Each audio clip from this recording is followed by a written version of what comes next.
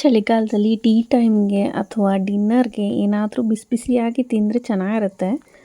ಅದರಲ್ಲೂ noodles street ಸ್ಟೈಲ್ನಲ್ಲಿ ತಿನ್ನೋದು ಅದ್ರ ಮಜಾನೇ ಬೇರೆ. ನಮ್ಮ ಮನೆಯಲ್ಲಿ ಎಲ್ರಿಗೂ ತುಂಬಾ ಇಷ್ಟ ಆಗುತ್ತೆ. ಹಾಗಾದರೆ ನಾನು ಹೇಗೆ ನೂಡಲ್ಸ್ ಮಾಡ್ತೀನಿ ಅಂತ ನೋಡೋಣ. ಮೊದಲನೇಗೆ ನೂಡಲ್ಸ್ನ ಬೇಯಿಸೋದಕ್ಕೆ ಅಗತ್ಯವಾಗಿರೋಷ್ಟು ಸ್ವಲ್ಪ ಅಗಲವಾಗಿರುವ ಪಾತ್ರೆಯಲ್ಲಿ ನೀರು ಬಿಸಿಯಾಗೋಕ್ಕೆ ಇಟ್ಕೊಂಡು ಉಪ್ಪು ಸ್ವಲ್ಪ ಹಾಕ್ಕೊಳ್ತಾ ಇದ್ದೀನಿ.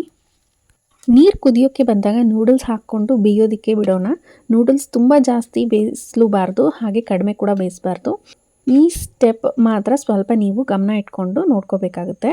ಈ ಥರ ಕಟ್ ಮಾಡಬೇಕಾದ್ರೆ ಮಧ್ಯದಲ್ಲಿ ವೈಟಾಗಿ ಹಸಿಯಾಗಿ ಇರದೆ ಈಸಿಯಾಗಿ ಕಟ್ ಮಾಡಬೇಕು.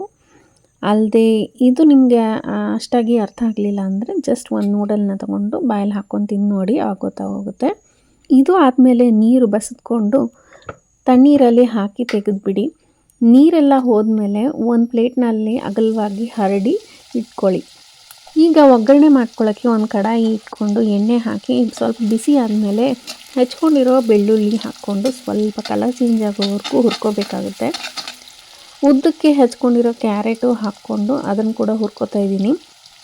ಯಾವ ತರಕಾರಿ ಜಾಸ್ತಿ ಟೈಮ್ ತೊಗೊಳುತ್ತೋ ಬೇಯೋದಕ್ಕೆ ಅದನ್ನು ಫಸ್ಟ್ ಹಾಕ್ಕೊಂಡು ಆಮೇಲೆ ಕಡಿಮೆ ಟೈಮ್ ತೊಗೊಳ್ಳೋ ತರಕಾರಿನ ಹಾಕ್ಕೋತಾ ಇದ್ದೀನಿ. ಮೊದಲನೇದಾಗಿ ಕ್ಯಾರೆಟ್ ಹಾಕ್ಕೊಂಡು ಮತ್ತು ಅದು ಬೆಂದಮೇಲೆ ಸ್ವಲ್ಪ ಕ್ಯಾಪ್ಸಿಕಮ್ ಹಾಕ್ಕೋತಾ ಇದ್ದೀನಿ. ಅದು ಆದಮೇಲೆ ಕ್ಯಾಬೇಜ್ ಹಾಕ್ಕೊಂಡು ಅದನ್ನು ಎಲ್ಲ ಫ್ರೈ ಮಾಡ್ಕೋಬೇಕು. ನಾನು ಈ ಸ್ಟೇಜಲ್ಲಿ ಉಪ್ಪು ಹಾಕ್ಕೋತಾ ಇಲ್ಲ, ಕಾರಣ ಉಪ್ಪು ಹಾಕಿದ್ರೆ ತರಕಾರಿ ಎಲ್ಲ ನೀರು ಬಿಟ್ಕೊಂಡು ಸಾಫ್ಟಾಗಿ ಹೋಗುತ್ತೆ.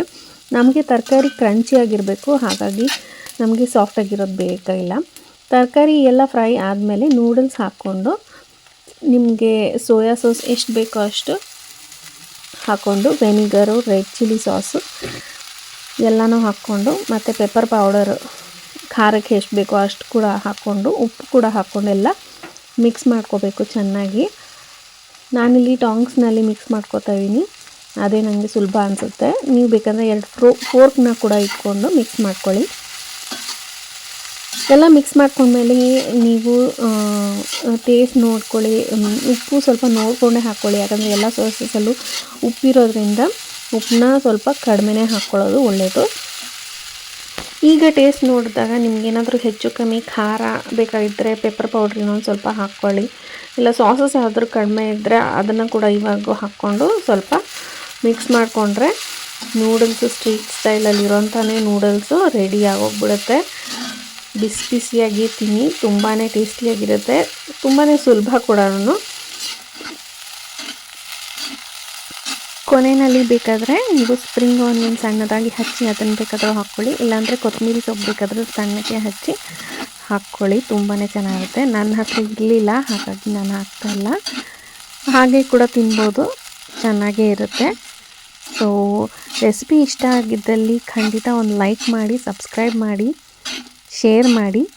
ಸಿಗೋಣ ಮತ್ತೆ ಮುಂದಿನ ರೆಸಿಪಿಯಲ್ಲಿ. ಅಲ್ಲಿವರೆಗೂ ನಮಸ್ಕಾರ.